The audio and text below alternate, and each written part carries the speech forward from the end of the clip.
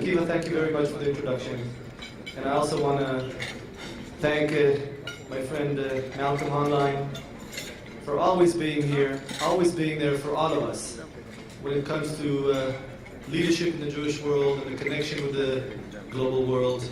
And I want to also honor Professor Todor Tanev from the Minister of Education and Science of the Republic of Bulgaria, and welcome you all to our wonderful city of Jerusalem.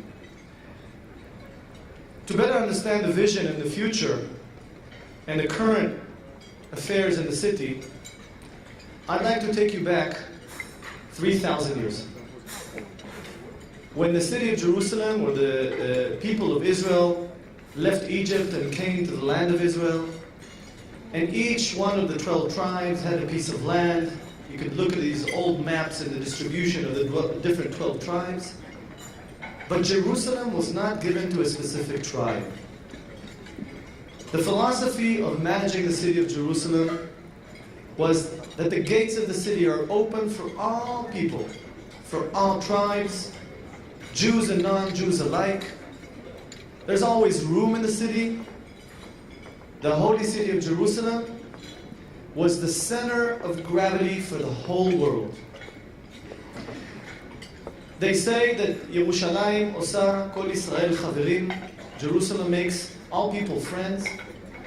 That phrase, my interpretation, comes from that unique feature, unique DNA, that since you're not a guest coming to Jerusalem, you own it as much as other tribes, that togetherness was the only place in the world that you could see all people practically all the time.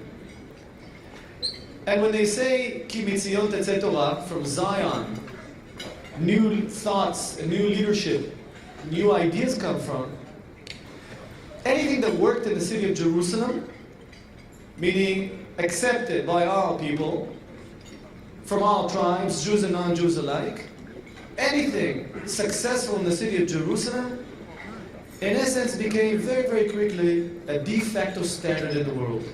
Jerusalem, when it works, creates innovation socially, between sectors, economically, religion, culture. In anything we do right, automatically becomes something accepted in the world. Remember that when we look into the current and future issues in the city of Jerusalem. So as mayor, I realized that after 2,000 years of dysfunctional Jerusalem, Jerusalem was reunited in 1967, and all national and local municipal governments of Jerusalem, all of us, deeply understand that our future is dependent on our ability to unite, to seek the common denominator.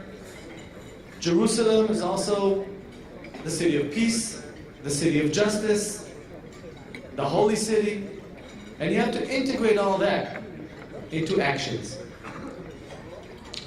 When you go to our hospitals, you will see Muslim, Christian, Jewish nurses, doctors, and patients. When you look around you at this hotel, at this convention center, or at your hotel, you will find Muslims, Christians, and Jews serving and being served.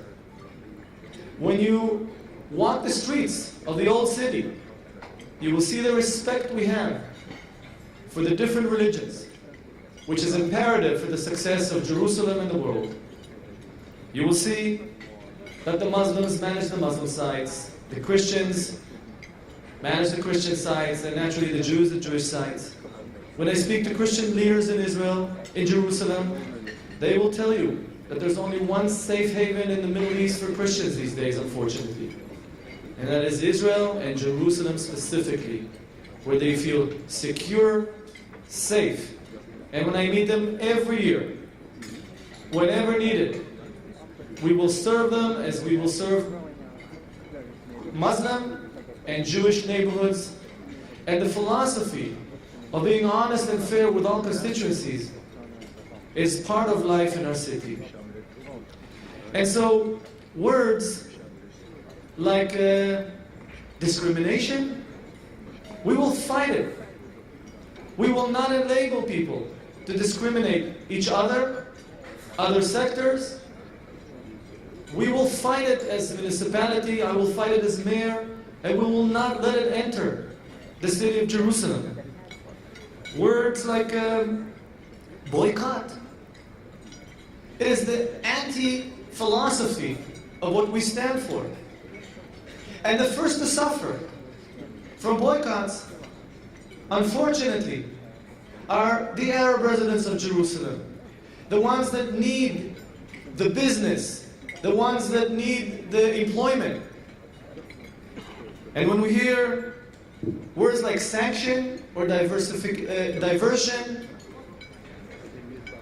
God forbid, it is the anti-philosophy of creating a better world and creating a better city. That is why we will not accept these words in the city of Jerusalem. And when I hear BDS around the world, the new anti-Semitism way of deploying anti-Semitism, I shiver because I understand that it is exactly the opposite of what we stand for and what we do on a daily basis in the city of Jerusalem.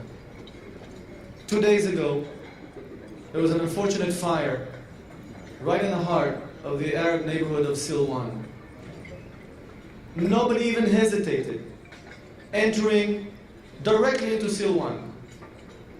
The security, the police, the fire, the ambulances, myself, and we found ourselves with no hesitation, zero hesitation, serving the residents of Arab population, of Jewish population. We will serve them all exactly the same way. And I think it is key that when we tell the world, no discrimination, no anti-Semitism, no boycott, no diversion, no sanctions, this is exactly, what we do here is exactly the opposite of those terrible, terrible thoughts that will get us nowhere.